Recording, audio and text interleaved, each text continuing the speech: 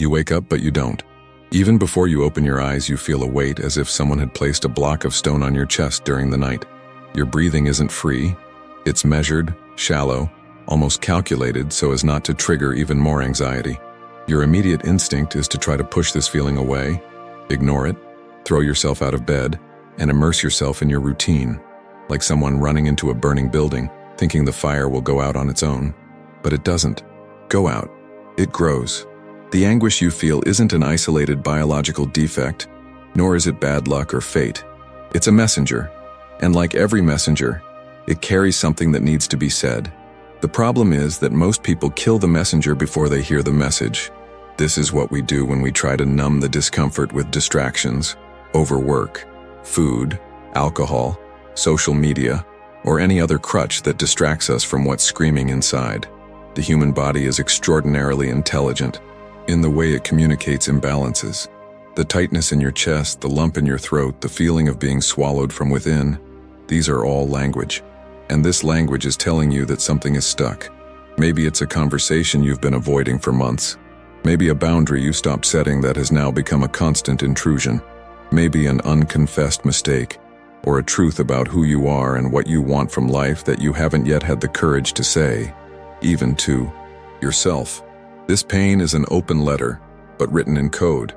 And the code is only deciphered when you stop, look at it and ask, what exactly are you trying to tell me? This is where many give up, because listening to what the pain has to say means admitting that something needs to change. And change requires movement, effort, confrontation. It requires you to shift ground that has long been settled, even if it means turning your own life upside down. Jordan Peterson talks about chaos as an inevitable element of life. The question isn't whether chaos exists, but whether you'll have the courage to recognize and organize it. The symptom is the visible boundary of this chaos. It's not there to punish you, but to guide you. It's an alarm that doesn't go off by chance. An alarm that, however uncomfortable it may be, is trying to save your life. Persistent pain is proof that something needs to be organized. It's like a dark room in the back of your house, where you've stacked boxes over the years and locked the door. Every time you pass by, you smell the mold, but you pretend it's nothing. Until one day the wall begins to crack and the dirt begins to invade the other rooms. That's what the symptom does. It breaks through the false walls you've built and invades so you can no longer pretend the problem doesn't exist. When you start seeing the symptom as a messenger, the game changes. You stop fighting it as an enemy and start using its presence as a compass. It points to the lie, the burden, or the chaos that needs to be confronted. It points the direction of the wound, and only by healing that wound does the pressure ease. This doesn't happen overnight, but it begins the moment you decide to stop stifling the alarm and start listening. The first step then is not to eliminate the anguish, but to understand it. It's to write down what you feel, investigate the triggers, remember the moments when it increased, and ask why. It's to refuse to run away and accept confrontation. Because the symptom isn't trying to knock you down, it's trying to wake you up. Most people interpret a heavy chest as a sign of weakness. They think, if I were stronger, I wouldn't be like this. This reasoning is false and dangerous. The truth is, what you feel is a reflection of battle, and there's no war without wear and tear. Your body, mind, and emotions are fighting something that, even invisible, consumes energy every day. This feeling isn't a flaw. It's a testament to your continued strength despite the pressure. Imagine a soldier returning from the front with a dirty uniform, a scarred face, and a tired body. You don't look at him and say, "You're weak because you're exhausted." On the contrary, you recognize that he's in this condition precisely because he's withstood immense forces. That's how you need to start seeing yourself. Not as someone broken, but as someone on the front line, holding a line only you know. This battlefield isn't made of trenches and bullets, but of situations that drain your energy without asking permission. It's the financial problem that never fully resolves itself. It's the toxic relationship you fear ending. It's the chaotic routine that erodes your sleep and focus. It's the meaninglessness of work that takes up most of your hours. These elements don't all appear at once. They infiltrate gradually, like a silent army taking over territory day after day. The internal battle is even more exhausting because there is no clear moment of respite. A soldier knows when he's in combat and when he's back at base. You don't. You sleep with the enemy and wake up with him. There is no white flag, no truce. So when your body sends out signals, racing heart, shallow breathing, muscle tension, it's not failing. It's saying, the war continues, and you need to reinforce your defenses. Recognizing yourself as a warrior completely changes the way you deal with anguish. The warrior doesn't blame themselves for feeling fear or fatigue. They understand that these states are a natural part of the process. The question isn't whether or not to feel, but deciding what to do despite how you feel. You don't have complete control over the attacks, but you can choose how you respond to them. The first step is to map the enemy. What are the forces that drain your spirit every day? Are they outside of you? External demands, difficult people, unexpected events? Or are they within? Excessive self-criticism, perfectionism, unrealistic expectations? This mapping isn't about assigning blame, but about identifying where to direct energy. Smart warriors don't waste energy attacking shadows. They attack clear targets. The second step is to strengthen your lines of defense. This means organizing the basics so you don't fight on shaky ground. Regular sleep, a diet that sustains your body, physical exercise to release tension, and a minimum routine of order in your surroundings. These aren't wellness tips. They're survival strategies for prolonged combat. You can't sustain a war with a weakened body and mind. The third step is to accept that part of the battle is inevitable. You won't eliminate all problems, but you can build resilience to face them. This requires abandoning the fantasy that one day everything will be perfect and free of conflict. It won't be, and that's not bad news, because the strength you develop by facing what doesn't disappear is the same strength that gives you presence and authority in any situation. When you see yourself as someone in battle, the weight on your chest stops being proof of incapacity and becomes a medal, a silent medal without applause, but one that carries the story of someone who didn't give up. By recognizing this, you shift from victimhood to combatant, and combatants don't wait for the war to end to act. They move, even under fire. There's a subtle trap in any situation of prolonged suffering, believing that the problem is simply enduring the pain until it passes on its own. This mindset keeps you trapped in the maze. What Jordan Peterson proposes is different. He doesn't promise that the pain will disappear, but he teaches that it's possible to transform it into direction. And for that, you need a map. The labyrinth isn't a physical space. It's made up of postponed decisions, unspoken truths, and accumulated obligations. It's the psychological territory where every corridor seems to lead back to the same starting point. The longer you walk without a strategy, the more exhausted you become. The purpose of a map is precisely to prevent you from wasting energy on pointless detours. Peterson starts with what seems obvious but is rarely practiced: speaking the truth. This doesn't mean spouting unfiltered opinions, but rather stopping lying to yourself. It means admitting what you truly feel, recognizing where you went wrong, and clearly identifying what's out of order. Internal lies are what most distort the labyrinth's interpretation. When you start being honest with yourself, the real topography emerges. You stop walking in the dark. Another point on the map is to put your house in order before criticizing the world. This rule isn't about tidying drawers on a whim, but about regaining control over your immediate territory. If you can't keep the small space you inhabit in order, you're unlikely to be able to navigate the greater chaos. The messy room, the desk cluttered with papers, the unstructured schedule, all of these are not only reflections of what's inside you, but also fuel the feeling of disorientation. Every object out of place reinforces the idea that you've lost control. Peterson also emphasizes accepting responsibility. This is the hardest part of the map, because it means accepting that, regardless of who caused the problem, you're now the one who needs to solve it. This isn't about blaming yourself for everything, but recognizing that no one will do the work for you. Responsibility is what turns the map into a real path because it forces you to act instead of waiting. The map Peterson proposes isn't linear. It doesn't have a straight line from point A to point B. It functions more like a set of coordinates you must follow repeatedly. Tell the truth, organize what's within your reach, take responsibility commensurate with your current capacity, and expand that capacity over time. By following these coordinates, you don't just escape the maze. You learn not to create another one like it in the future. There's also an important psychological aspect. The map offers predictability.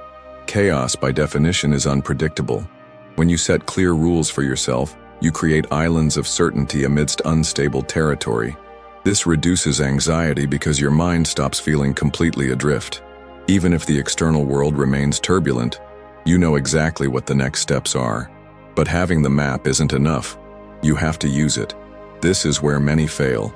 They accumulate books, videos, and advice, but don't apply them. The difference between those who escape the labyrinth and those who die inside it is the discipline to follow the path every day, even when it seems like nothing is changing.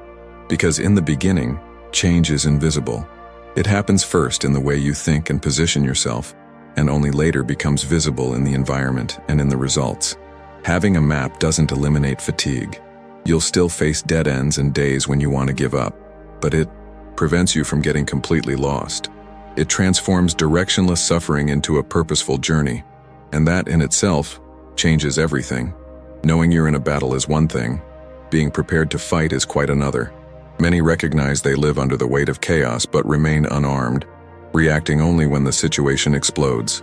The role of a guide, like Jordan Peterson, is not to fight in your place, but to provide you with the tools to enable you to face the war yourself. And here, the war is not against an external enemy, but against the disorder that threatens to take control of your life. The guide's first principle is simple and brutal. Face the dragon where it sleeps. This means dealing with problems when they're still small, before they grow into uncontrollable monsters. It's much easier to confront a spark than to put out a fire that's already engulfed the entire field. But what do most people do? They pretend the smoke doesn't exist. Close doors, throw a rag over it until the fire spreads. Courage here lies in anticipating the confrontation.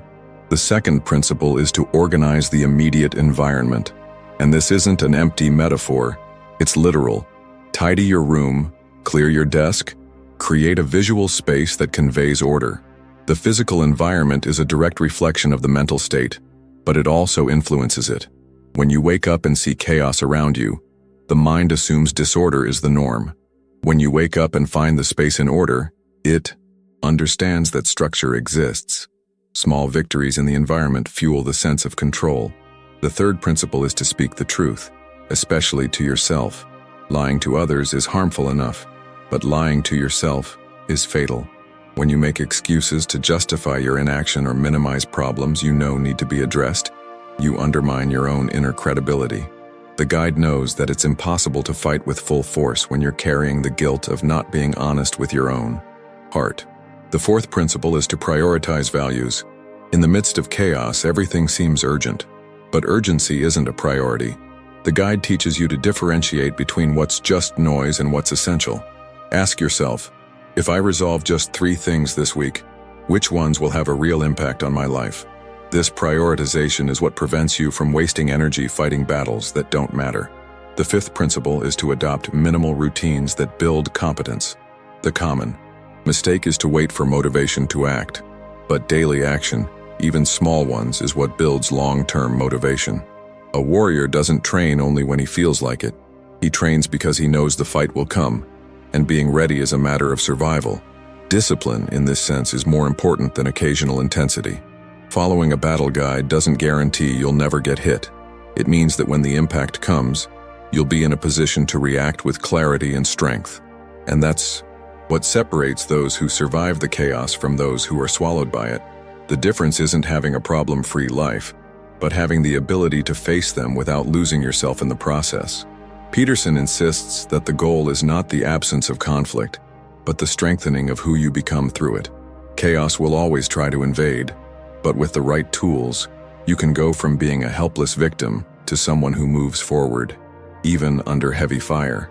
The guide doesn't walk for you. He lights the torch, points the way, and places the sword in your hand. The rest is your battle to fight. The natural impulse when faced with anguish is to seek immediate relief. This can come in the form of distraction, entertainment, food, social media, or any mechanism that takes the mind off what hurts. This behavior is understandable. Prolonged suffering is exhausting, and the feeling of respite, even if artificial, is tempting. But there's a serious problem with this strategy.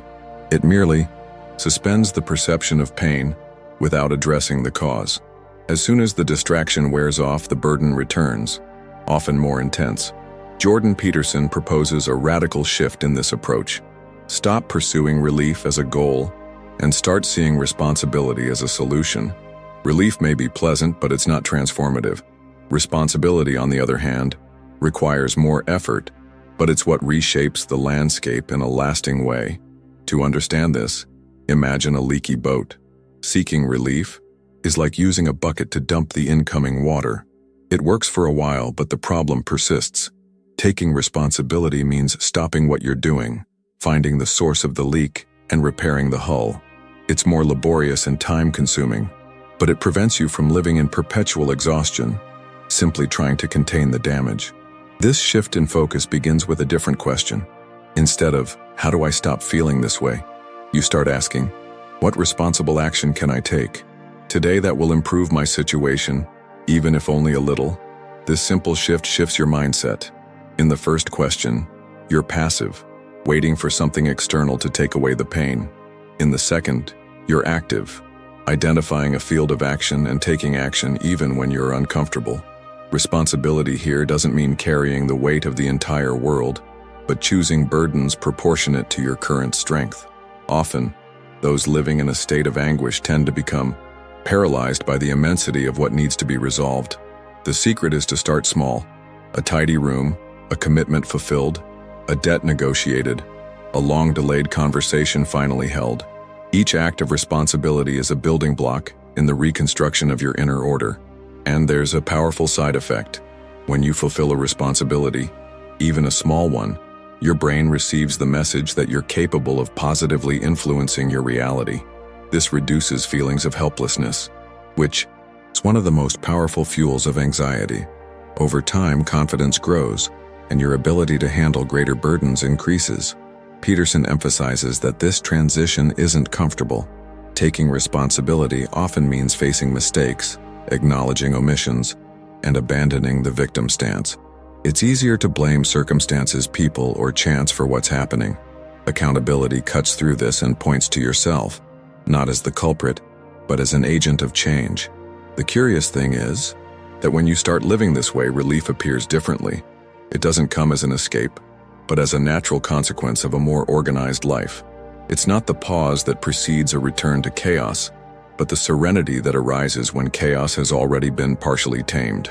It's a deeper, more stable relief because it doesn't depend on external distractions, but on concrete results achieved through your own actions. This is the turning point, exchanging the pursuit of the momentary pleasure of anesthesia for the commitment to the productive discomfort of responsibility. The pain may not disappear immediately, but it begins to transform into something useful, a constant reminder that there is still territory to be conquered. And when you accept this role, you stop running from the battlefield and start moving forward, one responsible act at a time. In the midst of chaos, the human mind cries out for direction. When everything seems unstable, the clarity of a set of rules becomes like a beacon on the open sea. Jordan Peterson understands that rules are not prisons but maps, structures that indicate where to go when confusion threatens to overtake. Without them, you waste energy trying to decide at every moment what the next step is. With them, the direction is already set, and the energy that would otherwise be wasted on indecision is channeled into action. The first rule is, tell the truth about what hurts. This takes courage, because it involves confronting parts of yourself that you might prefer to keep hidden. But until you name the wound, you can't heal it. The unidentified pain spreads like a silent infiltration, corroding your inner structure. When you admit what's really happening, whether to yourself, to someone you trust, or even in a written record, you begin to draw the line between reality and self-deception. The second rule is, order your territory for 7 days in a row. This practice may seem small, but it's profoundly transformative. By imposing a cycle of physical and mental order for a week, you signal to yourself that you have control over your immediate environment. The brain interprets this as proof that change is possible. Small, repeated victories break the pattern of powerlessness and create a renewed sense of empowerment. The third rule is, Negotiate pacts with yourself that you actually keep. This is one of the most important, because self-trust is built, just like trust in any other relationship, by consistency between what is promised and what is delivered. Making grandiose promises that aren't kept destroys your internal credibility. It's better to make modest commitments and honor them than to make grandiose vows and fail. These 3 rules form the core of the map, but for them to work, they need to be applied with discipline and constantly reviewed. A rule isn't something you follow only when you feel like it. It's an agreement that holds true even on days of low energy or motivation. It's precisely on these days that rules prove valuable, because they provide structure when willpower fails. The power of rules also lies in the fact that they reduce the space for mental clutter. The more decisions you have to make, the more exhausted you become. Clear rules eliminate a significant portion of this effort, freeing up mental resources for tasks that truly matter. This is the opposite of unproductive rigidity. It's smart organization that preserves energy for what's essential. Another key point: rules don't need to be eternal. They can and should be adjusted as you grow. What begins as a survival necessity can evolve into an expansion strategy. For example, organizing your territory for 7 days may eventually become the permanent norm, and you can add new, more complex organizational habits. The important thing is that at each stage, the rules serve to point the way and keep you moving. Peterson insists that following rules isn't about blind obedience, but about taking responsibility for your own path. When you accept a set of principles and commit to following them, you're saying to chaos, "I define the path, not you." This stance doesn't eliminate challenges, but it transforms how you approach them. You go from being someone who reacts haphazardly to someone who acts based on a reliable roadmap. In the end, rules are less about external control and more about internal freedom. They don't exist to limit you, but to ensure that, even in the midst of a storm, you know where to row. It's this clarity that keeps the boat moving forward, even when the sea insists on capsizing it. Every strong community, every cohesive group, every combat troop shares a language of its own. It's not just words, but symbols, phrases, and expressions that carry emotional weight and shared meaning. Jordan Peterson understands that the human mind is shaped not only by what we experience, but also by what we repeat, and that repeating certain strategic phrases is like forging mental armor. That's why he insists on using short, truth-laden statements that become anchors amidst chaos. The first of these anchors is, "Tell the truth, or at least don't lie." This seemingly simple phrase is one of the most powerful you can carry. Not lying to others is already a difficult task. Not lying to yourself is even harder. But it is this inner integrity that serves as the foundation for any other change. When you repeat this phrase, you are not just reminding yourself of a principle, you are committing to a stance that requires courage every day. Another phrase that Peterson hammers home is, "Carry a burden heavy enough to make you strong." This idea goes against the logic of immediate comfort. It means choosing challenges deliberately, not to suffer needlessly, but to grow under their pressure. Each time you remember this phrase when faced with a difficult task, you reconnect effort with purpose. The burden stops being a punishment and becomes an instrument of empowerment. There is also the maxim, "Put your own house in perfect order before criticizing the world." This phrase acts as both a brake and a guide. Before pointing out external flaws, it forces us to look within and correct what is within our control. It's a reminder that credibility to influence the world begins with how we manage our own space. And also, face the dragon where it hides. Here, the dragon metaphor represents everything we avoid: difficult conversations, painful decisions, uncomfortable truths. Fighting it, where it is, requires us to stop running away and take the battle to the heart of the problem. It's an invitation to direct action, without shortcuts. These phrases don't just serve as momentary inspiration. They become effective when repeated in critical moments, when the natural tendency would be to retreat. That's where the language of the tribe comes into its own, reminding you that you're not alone on this mental battlefield, that others have already walked the path, and that the same words that sustained them can sustain you. Repeating these expressions creates a conditioned reflex. Over time, when faced with a chaotic situation, your mind doesn't need to search for new strategies from scratch. It resorts to phrases that have already been internalized and that carry a built-in plan of action. This saves mental energy and reduces paralysis in the face of the unexpected. But there's a crucial detail. The language of the tribe only works if you live it. It's not enough to memorize phrases like empty slogans. You need to put them into practice repeatedly until they're not just words, but concrete representations of decisions made and actions taken.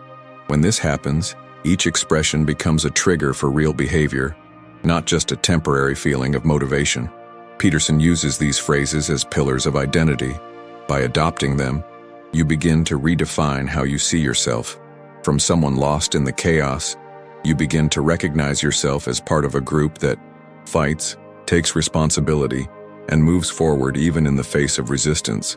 It is this shared identity that sustains the effort in the long term, far beyond the initial enthusiasm. Ultimately, the language of the tribe is more than communication. It's a code of conduct condensed into a few words. When you speak, think, and act according to these declarations, you transform principles into practice and practice into character. And it's precisely character, forged through this conscious repetition, that keeps you steadfast when chaos tries to drag you back into the labyrinth. Imagine yourself walking down a busy street. The people around you don't know what you've experienced, what you've overcome, or the silent battles you've fought. But something in your posture, in the way you occupy the space, conveys a silent message. I know who I am and where I'm going. This is competence combined with self-respect and sustained by purpose. It's not a state that emerges out of nowhere. It's the result of a continuous process of construction, made up of deliberate choices, assumed responsibility, and daily discipline. Competence doesn't mean being perfect or mastering everything. It means being reliable in what you've committed to doing. It's the ability to deliver what you promise, to handle complex situations without collapsing, to respond to the unexpected with clarity rather than panic. This quality is acquired in small doses. You become competent by performing everyday tasks well, by solving problems before they become crises, by studying and honing your skills even when no one is watching. Self-respect arises from this competence. When you know you can count on yourself, your relationships with others change. It's not about arrogance, but about dignity. You begin to demand the same level of commitment from yourself that you expect from others, and consequently, you set clear boundaries for those who don't meet this standard. This internal respect is visible. It's reflected in your tone of voice, your gaze, and your actions. Purpose, on the other hand, is what gives direction to these two forces. Competence and self-respect without purpose can become mere instruments of vanity or empty personal gain. Purpose connects what you do today to the impact you want to make on the world. It's what transforms effort into meaning. Peterson reminds us that purpose doesn't have to be grandiose in the eyes of others. It needs to be meaningful to you. It could be caring for your family, building a solid career, serving your community, or developing a skill that benefits others. Living with purpose requires saying no to many things. It means refusing shortcuts that lead you astray, even if they bring immediate gratification. It means enduring periods of boredom or difficulty because you know they're part of the process. It means having enough clarity to filter what's urgent but irrelevant from what's essential, even if it takes time to bear fruit. Competence, self-respect, and purpose together create a different presence in the world. You go from being someone who drifts with the tide to someone who navigates steadily, even in turbulent waters. This doesn't mean the storms disappear, but that you've learned to steer the helm safely. What many don't realize is that this triad also protects against anxiety. When you're competent, you trust your own ability to act. When you have self-respect, you don't put yourself in situations that destroy your integrity. When you live with purpose, you know that each day, even the difficult ones, is contributing to something greater. This combination reduces the feeling of being lost and out of control, which fuels anxiety. But none of this happens by chance. It takes discipline to maintain your competence, vigilance to preserve your self-respect, and constant reflection to ensure your purpose remains aligned with who you are becoming. It's a cycle of continuous construction. The more you act competently, the more you respect yourself. The more you respect yourself, the more you defend your purpose. The more you live your purpose, the more reasons you have to act competently. Ultimately, being competent, respectable, and living with purpose isn't about reaching a pinnacle of perfection, but about keeping moving in the right direction, day after day. This is what sustains your upright posture, steady gaze, and confident voice. Silent signs that, despite the chaos around you, you've built a solid inner territory and know exactly what you're doing with it. There's a fundamental difference between thinking about change and actually changing. Public commitment, as long as intentions remain confined to the mind, they remain fragile, vulnerable to forgetfulness and self-sabotage. But when you declare your purpose before others, something changes. The weight of responsibility increases, and with it, the strength to sustain the journey. Public commitment works because it activates two powerful mechanisms. The first is identity. When you present yourself to the world as someone who is on a specific path, you begin to act in a way that is consistent with that image. The second is social responsibility. Knowing that others are aware of your decision, you feel the positive pressure to honor your word so as not to lose credibility. This practice isn't about seeking external validation. It's not about collecting applause or praise. It's about establishing a visible pact that prevents you from retreating into your comfort zone without it going unnoticed. A declared commitment is like a signed contract. It's harder to break when there are witnesses. Jordan Peterson understands that real transformation requires more than internal planning. Therefore, he encourages his listeners to verbalize goals, set deadlines, and share objectives with people they trust. This exposure isn't gratuitous vulnerability. It's a strategy to reinforce determination. When you know others will be following your progress, each step takes on added meaning. Public commitment also creates a support network. By sharing your pact, you allow willing people to contribute to your journey, whether by offering encouragement or confronting deviations. This network doesn't replace personal accountability, but it increases the chances of perseverance. Isolation, on the other hand, leaves room for silent self-sabotage, which no one sees until the giving up is complete. Another important aspect is that public commitment gives concrete form to the journey. It's not enough to say, "I want to change." You need to define exactly what will be done. For example, for 7 days I will wake up at 6 in the morning and tidy my room before any other task. Such a statement is specific, measurable, and easy to verify, and therefore harder to abandon without feeling the weight of breaking your word. This clarity also makes it easier to celebrate victories. Each completed step, each goal achieved, becomes tangible proof of progress. This builds confidence, which sustains momentum even when motivation wanes. Without clear records, the mind tends to forget progress and focus only on what's still missing, fueling feelings of inadequacy. However, making a public commitment requires careful selection of the audience. Not just anyone deserves access to your vulnerability. It's essential to choose someone who understands the importance of the process and respects the effort required. Exposing your goals to those who only know how to criticize or mock is wasting energy defending yourself from pointless attacks.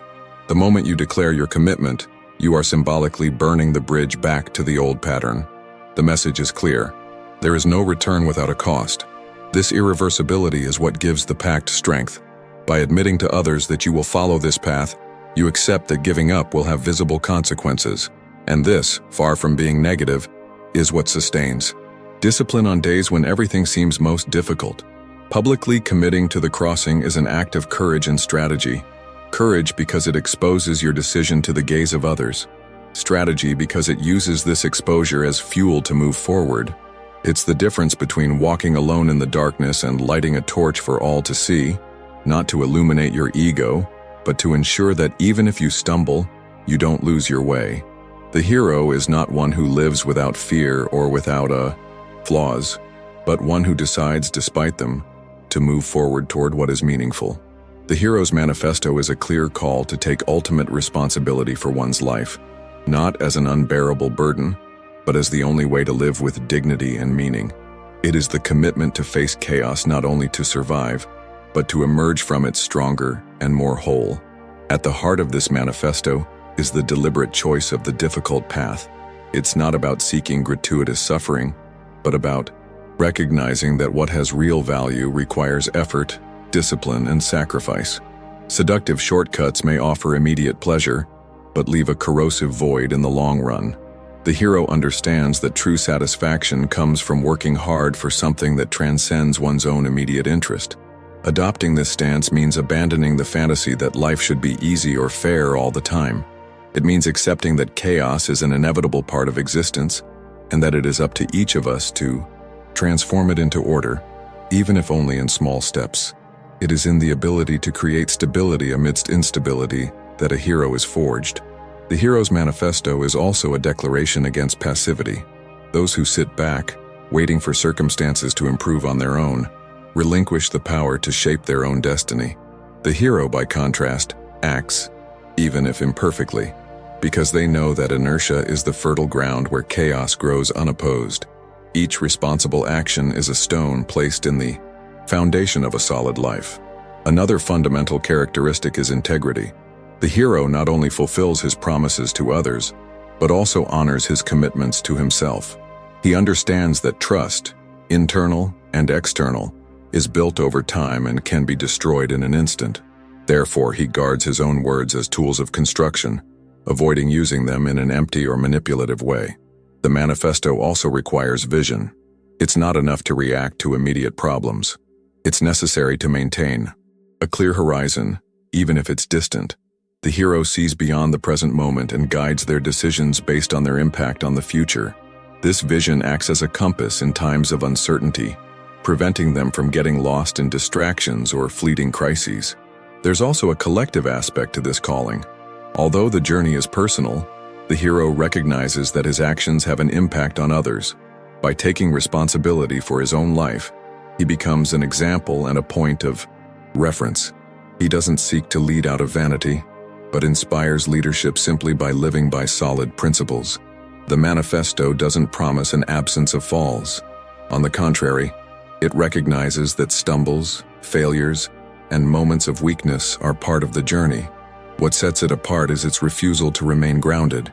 Each time it falls, the hero uses it as a lesson to rise again, more aware and prepared. Ultimately, the hero's manifesto is a public and private commitment to meaning. It's a refusal to live solely for survival, choosing instead to carry the burden that shapes life. This choice shapes not only the present, but also the legacy that will be left. The hero knows that one day their journey will end, and wants, when it does, proof that they lived intentionally, constructively, and courageously.